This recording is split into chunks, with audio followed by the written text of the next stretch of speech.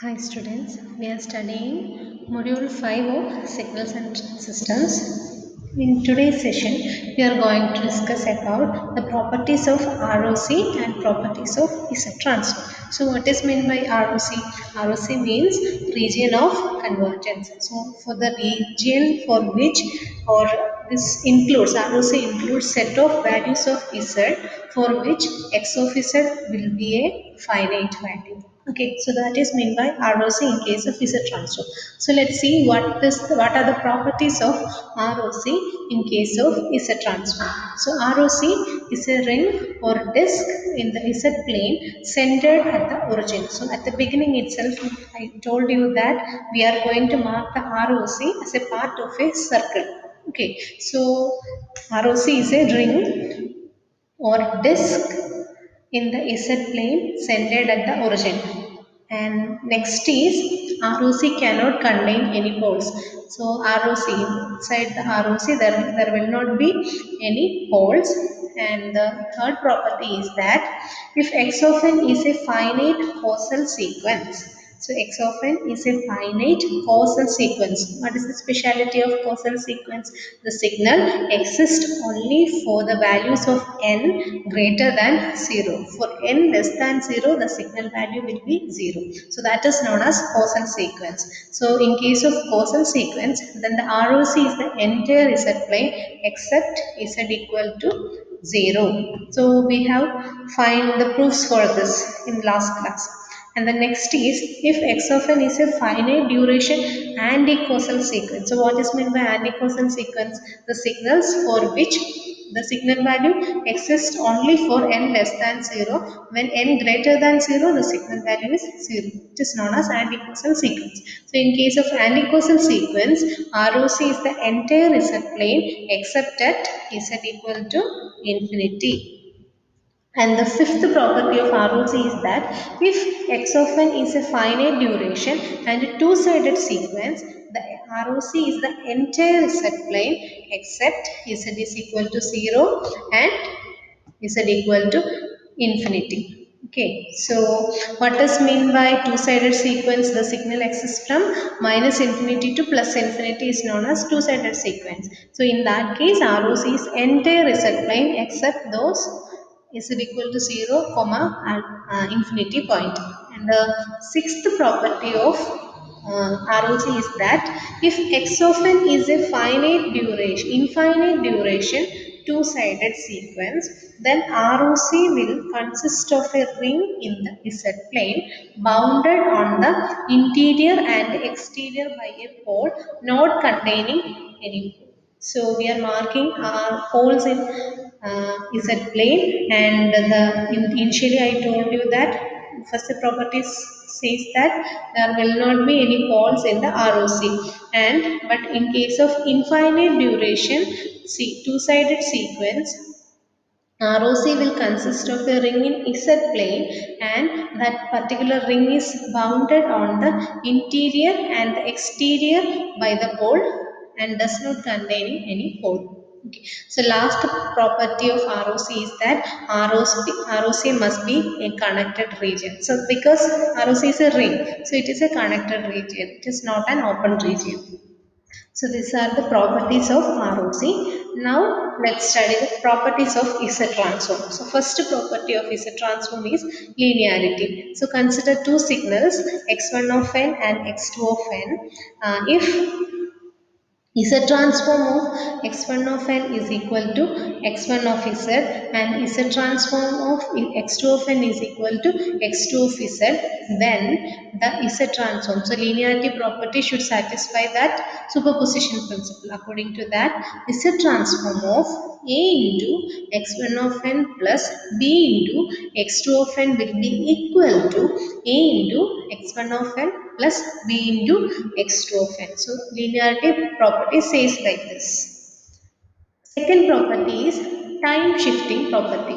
If Z transform of x of n is equal to x of z and initial condition for x of n are 0, then It is time shifting. So, is a transform of time shifted version of x, that is x of n minus m, will be equivalent to z raised to minus m into x of z. So, here x of n is shifted by m units. Okay, so m is the time shift and to get x of n minus 1.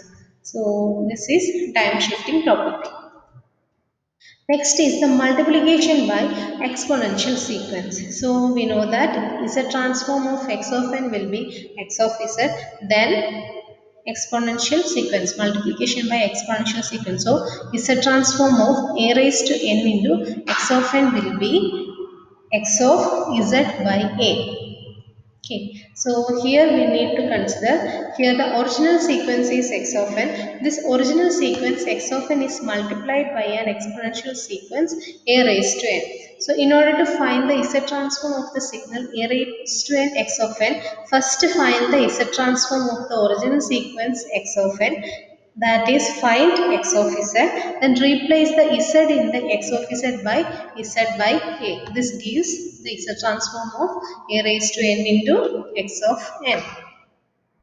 And the fourth property is time reversal property. So we are reversing the time variable. So what is the time variable? It is n here, since it is discrete time signals. So if Z transform of x of n is equal to x of z, then Z transform of x of minus n will be x of z raised to minus n.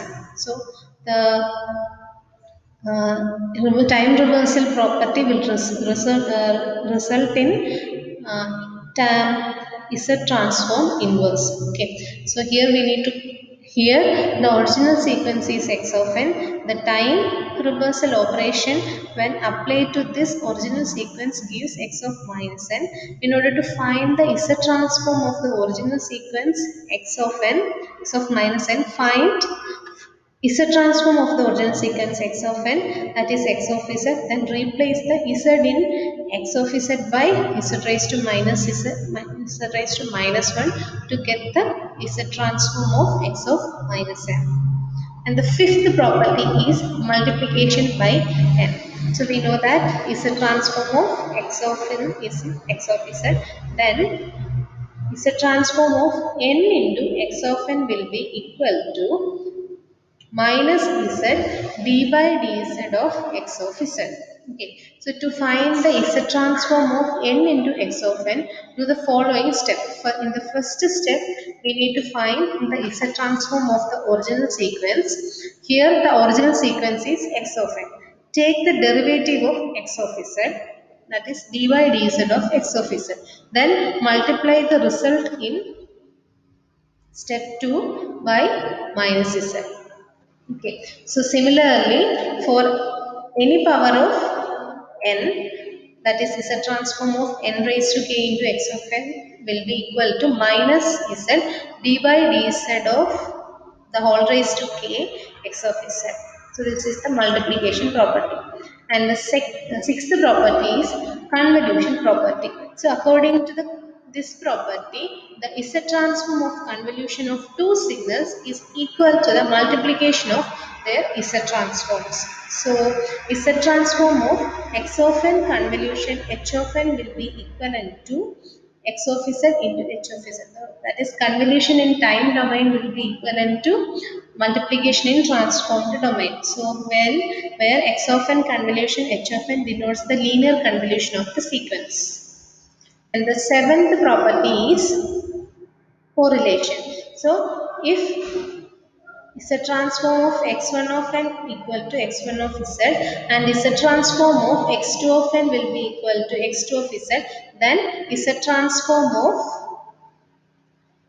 r suffix x1 x2. This is indicate the correlated sequence. So is a transform of the correlated sequence will be equal to x1 of z into x2 of z raised to minus 1.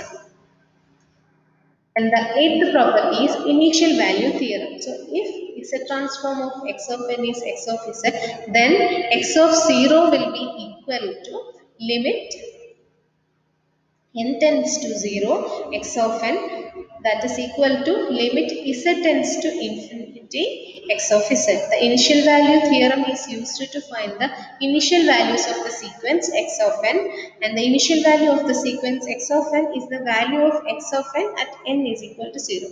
The value of x of n at n is equal to 0 equal to the value of x of z at z equal to infinity. And the last property is final value theorem.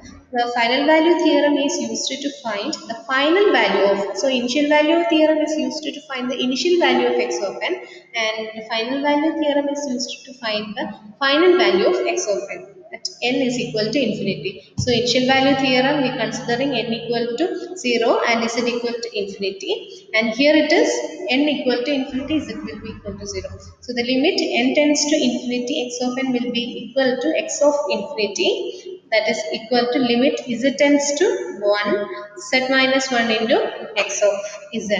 So these are the properties of ROC as well as Z transform. Thank you.